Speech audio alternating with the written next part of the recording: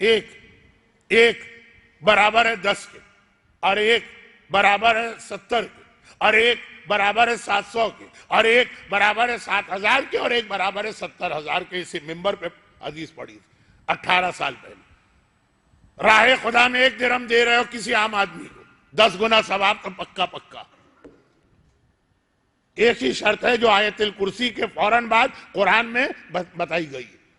اشارے کر دیتا ہوں، پھر جا کے اسمارٹ فون پہ چیک کر لیجیے.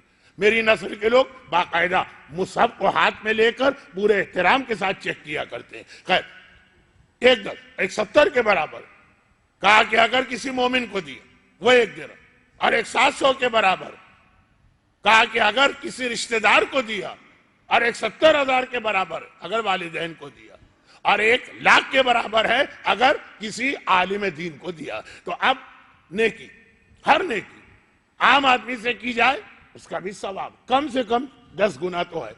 لیکن جب رشتہ دار بیچ میں آ جاتے ہیں، قرآن کریم کی آیت کربلا کا ایک واقعہ